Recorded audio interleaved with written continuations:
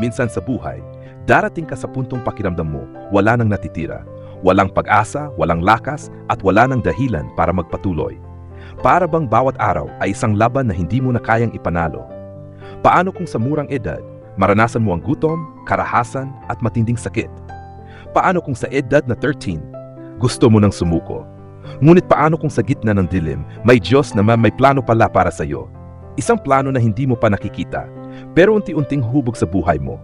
Ito ang kwento ng isang batang halos sumuko, ngunit piniling lumaban. At sa kanyang paglakbay, matutuklasan natin na ang bawat sugat ay may dahilan at ang bawat luha ay may patutunguhan. Lumaki si Daniel sa isang tahanang puno ng sigalot at kahirapan. Siya ang ika-4 sa 6 na magkapatid at mula pagkabata ay nasaksihan na niya ang sakit ng isang pamilyang wasak.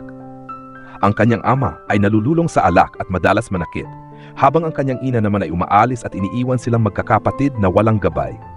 Dahil dito, natuto si Daniel na mabuhay sa gitna ng kakulangan, kulang sa pagkain, kulang sa pagmamahal, at kulang sa pag-asa. Madalas silang mag-away-away dahil sa gutom. May mga panahong ang kinakain nila ay hindi naligtas, ngunit wala silang ibang pagpilian. Sa murang edad, bit-bit na ni Daniel ang bigat ng buhay. Pagsapit niya ng 13 taong gulang, dumating siya sa puntong gusto na niyang sumuko. Naisip niyang tapusin ang lahat ng sakit, ngunit sa gitna ng dilim, may isang tanong na sumibol sa kanyang puso. May layunin pa kaya ang buhay niya? Sa kabila ng lahat, ipinagpatuloy ni Daniel ang kanyang pag-aaral. Hindi madali ang pumasok sa paaralan ng walang baon at kulang sa pangangailangan, ngunit pinilit niyang makatapos ng high school. Isang araw, isang kapitbahay ang paulit-ulit na nagimbita sa kanya sa simbahan. Noong una, pumunta siya dahil sa libreng pagkain. Ngunit hindi niya inaasahan na doon niya matatagpuan ang isang bagay na mas mahalaga, pag-asa. Habang tumatagal, unti-unting nagbago ang kanyang puso. Sa isang leadership training at Prayer Mountain, nakaranas siya ng isang malalim na pakikipagtagpo sa Diyos. Doon niya ibinuhos ang lahat ng sakit at hinanakit na matagal niyang kinikimkim. Sa unang pagkataon, nakaramdam siya ng kapayapaan. May isang mentor sa simbahan ang nakakita ng potensyal sa kanya at gumabay sa kanyang paglalakbay. Dahil dito, tinanggap ni Daniel ang tawag ng paglilingkod at nabigyan siya ng buong scholarship upang mag-aral ng teolohiya. Hindi naging madali ang kanyang buhay sa seminaryo. Madalas siyang kapusin at umaasa lamang sa panalangin at tulong ng iba. Ngunit hindi siya sumuko. Sa kabila ng hirap, natapos niya ang kanyang pag-aral at naging isang pastor. Habang naglilingkod, nagtrabaho rin siya sa isang printing company upang makatulong sa kanyang pamilya. Kalaunan, nagkaroon siya ng isang pangitain na maglilingkod siya sa isang malaking simbahan kasama ang isang lingkod ng Diyos na nauwi sa pag-ibig, pag-aasawa at pagbuo ng sariling pamilya.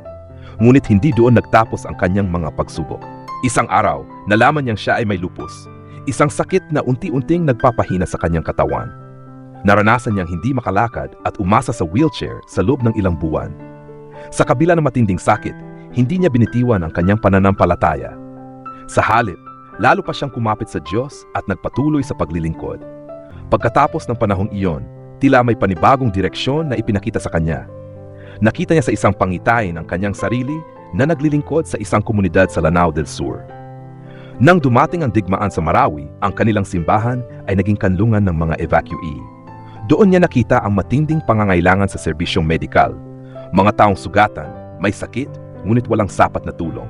Doon niya naramdaman na tinatawag siya ng Diyos sa panibagong misyon, ang maging isang doktor. Sa tulong ng isang sponsor, nag-aral siya ng medisina. Hindi naging madali ang pagsabay ng pamilya, pag-aaral at ang kanyang karamdaman.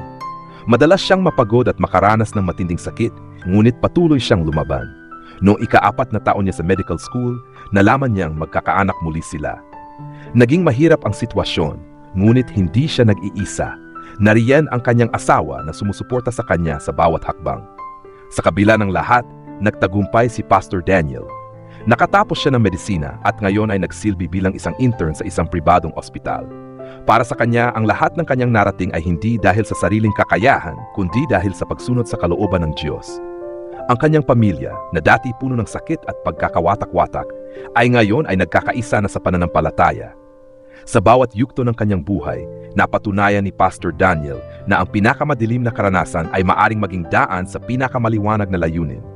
Ang kanyang kwento ay patunay na ang pananampalataya, kapag sinamahan ng pagtitiyaga, ay may kapangyarihang baguhin ang buhay, hindi lamang ng isang tao, kundi ng buong pamilya at komunidad.